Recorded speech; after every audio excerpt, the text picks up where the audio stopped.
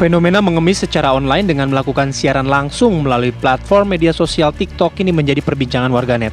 Mereka rela melakukan kegiatan ekstrim hingga tak wajar demi meraup pundi-pundi rupiah. Kegiatannya pun bermacam, mulai dari mandi lumpur selama berjam-jam hingga mengguyur diri sendiri dengan air secara tak wajar. Ironisnya, tak sedikit yang melakukan siaran langsung di TikTok ini adalah para lansia. Bahkan, ada yang melakukannya hingga pingsan. Mereka memanfaatkan fitur gift atau pemberian hadiah di TikTok yang dapat diuangkan dengan melakukan aksi-aksi yang tak wajar, bahkan mengundang rasa iba. Mereka berharap bisa menarik simpati penonton untuk memberikan banyak gift demi cuan. Peran serta masyarakat dan pemerintah justru kini diharapkan untuk memiliki kesadaran bagaimana cara menolong dengan benar. Kini, Kemenkominfo sedang mengidentifikasi kategori konten jenis ini, apakah termasuk konten negatif atau tidak. Sementara Kementerian Sosial akan mencari rujukan perundangan sehingga larangan mengemis online bisa ditegakkan sesuai aturan. Tim TV One mengabarkan.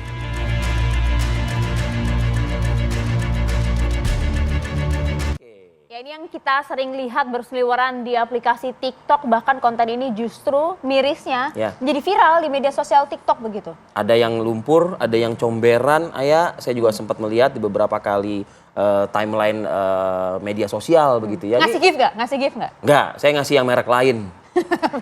Nggak boleh kan nyebut merek di sini kan? Sabun, nah itu dia makanya. Nah mirisnya begitu, jadi mereka kemudian dari hasil penyidikan polisian juga menghasilkan cuan yang tidak sedikit. Arif Fadil, langsung saja kita akan bahas hal ini bersama dengan sejumlah narasumber kami. Sudah hadir di studio ada Mbak Devi Rahmawati, pengamat sosial. Selamat pagi Mbak. Mbak Devi, selamat pagi. Assalamualaikum. Waalaikumsalam, insya Allah. Pasti pernah lihat yang kayak gitu-gitu tadi ya Mbak ya? Pasti. Nah. Tapi nggak melakukan kan Mbak? lebih ekstrim lagi pertanyaannya. Nggak ada yang ditangkap. Dan ini dia sudah terhubung bersama kami melalui sambungan Zoom ada Bang Usman Kansong, Dirjen Informasi dan Komunikasi Publik Kemenkominfo, dan juga AKBP Ferry Jaya Satriansyah, Wadir Reskrimum Polda NTB. Selamat pagi. Selamat pagi Pak Dirjen dan Pak Wadir. Selamat pagi Mas Ari, Maria. Baik. Terima kasih waktu Pak Dirjen dan Pak Wadir. Iya, terima kasih banyak Pak Usman dan juga Pak Wadir. Saya mau langsung ke Pak Wadir terlebih dahulu. Jadi sejauh ini informasinya sudah ada yang kemudian ditindak oleh kepolisian NTB. Hasil pemeriksaan sejauh ini seperti apa? Saat ini kita sudah melakukan pemeriksaan terhadap beberapa orang yang ikut dalam kegiatan tersebut. Artinya yang secara langsung maupun secara tidak langsung mengetahui peristiwa kegiatan tersebut. Ada beberapa orang yang sudah kita periksa, termasuk kita sudah ke lokasi untuk memastikan bahwa memang ada kegiatan tersebut dan siapa-siapa saja yang ikut dalam kegiatan tersebut. Pak Wadir, saya membaca salah satu artikel, pidana intai pelaku mandi lumpur Pak Wadir. Mohon ada penjelasan terkait hal ini. Saat ini kita sudah melaksanakan proses penyelidikan untuk mengumpulkan tadi fakta-fakta atau katakanlah bukti-bukti awal yang memang kalau memang bisa nanti mengarah kepada tindak pidana. Namun saat ini prosesnya masih dalam tahap penyelidikan, jadi kita belum menyimpulkan pada tahapan apakah itu merupakan tindak pidana atau bukan. Oke, tapi sejauh ini paling tidak delik-delik apa sih yang bisa menyasar para pembuat konten mengemis online di sejumlah media sosial ini? Ada beberapa hal, namun tadi saat ini kita masih belum bisa menyimpulkan ke arah delik apa saja, karena fakta-fakta perbuatannya maupun alat-alat bukti pendukung lainnya masih dalam proses yang sedang kita kumpulkan saat ini, Mbak. Iya, ada berapa pelaku yang sudah dimintai keterangan diamankan oleh pihak Polda NTB? Pelaku belum diamankan belum, tapi kita sudah meminta keterangan. Saksi ada lah Pak ya, saksi gitu ya. 6 orang yang sudah kita mintain keterangan. Pak, baik. Jadi kalau misalnya dikatakan Pak ada indikasi pidana berupa perdagangan orang, ancamannya ini 15 tahun penjara, untuk yang di wilayah Nusa Tenggara Barat ini artinya belum terpenuhi ya Pak ya, pasal tersebut begitu ya Pak? Ya, sementara kita masih mengumpulkan alat bukti yang memang nanti kalau memang bisa memenuhi unsur-unsur daripada TPPO, tapi sementara ini kita belum. Oke, tapi unsur eksploitasi memanfaatkan seseorang begitu yang dilakukan oleh orang lain gitu tergali Pak keterangannya Pak dalam pemeriksaan tersebut? Unsur-unsur TPPO itu kan banyak ya, Mas Arief ya. Jadi ada beberapa hal yang mungkin terpenuhi, tapi ada hal-hal yang juga yang masih kita perlu lakukan pendalaman yang saat ini kita belum bisa menyampaikan apakah keseluruhan unsur delik daripada TPPO itu terpenuhi atau tidak. Saat ini kita belum bisa sampai pada kesimpulan itu. Namun beberapa hal bisa ada gitu. Oke, ada ya berarti ada, ya. okay. Nah mungkin ada ini juga lah yang kemudian menuai respon segera juga baik itu dari Kementerian Sosial dan juga Kementerian Kominfo kan. Itu dia, langsung saja saya ingin ke Pak Dirjen, Pak Usman. Informasinya juga Kominfo meminta kepada kepada aplikasi yang bersangkutan untuk kemudian take down berbagai konten yang berbau serupa pengemis online di aplikasi TikTok. Sesuai judul kami, apa yang salah Pak Dirjen? Iya, jadi Kominfo ini punya 3 mekanisme surveillance ya atau pengawasan konten di media sosial atau platform digital atau ruang digital. Yang pertama dengan menggunakan peralatan yang kita sebut Automatic Identification System atau AIS. Dan AIS ini bekerja sesuai dengan kategori-kategori konten yang dilarang. Jadi kalau dia menemukan konten yang dilarang, maka dia akan mengidentifikasinya.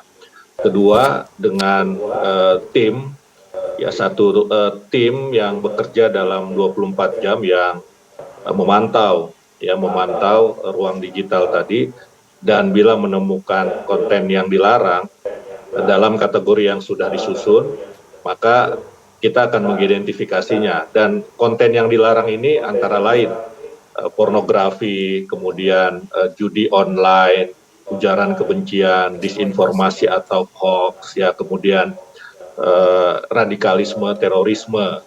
Dan dalam kategori-kategori yang kita buat dengan 2 mekanisme ini, memang kita masih terus mendiskusikannya sebetulnya ya awalnya begitu. Awalnya karena kelihatannya tidak masuk di dalam kategori-kategori yang sudah kita buat begitu. Tidak termasuk dalam kategori konten yang dilarang. Nah, tetapi kemudian yang ketiga ada mekanisme laporan masyarakat. Nah, dalam konteks ini kami menerima laporan masyarakat lewat misalnya aduan konten.id. Tetapi selain itu juga kami bisa juga menerima laporan resmi ya dari masyarakat, dari pemerintah atau lembaga.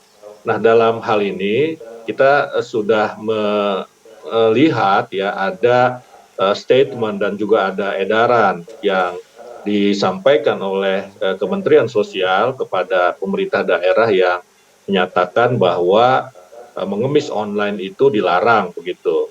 Nah, berdasarkan itulah itu sebagai quote unquote dasar hukum bagi kami untuk kemudian memintakan take down konten ini.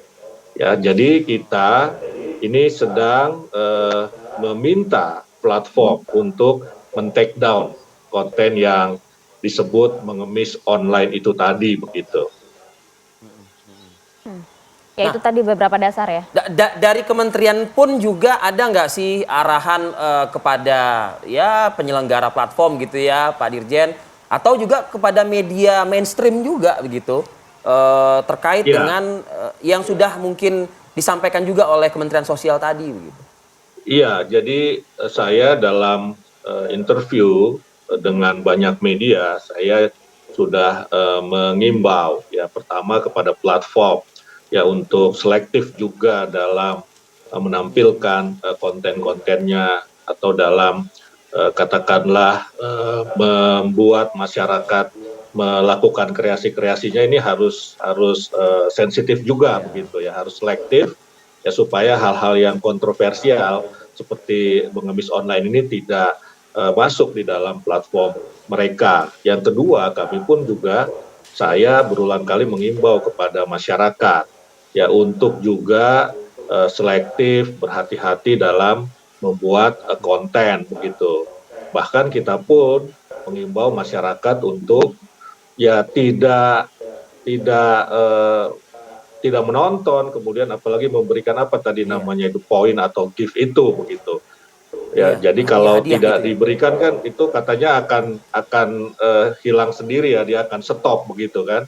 Nah, kita sudah melakukan imbauan seperti itu ya, walaupun ada media mainstream juga yang kemudian mewawancarai atau lain, ini saya kira ya memang kita tidak melakukan lebih jauh lagi lah, tetapi yang kami imbau adalah kepada platform dan masyarakat begitu.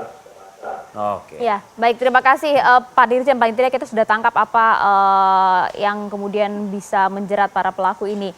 Dan tapi meskipun perkembangan zaman semua hal kemudian bergeser ke ranah digital, tapi kan nggak melulu kemudian mengemis juga harus memasuki ranah online juga gitu. Bagaimana kemudian pendapat dari pengamat sosial? Usai jeda ya Mbak ya, sesaat lagi.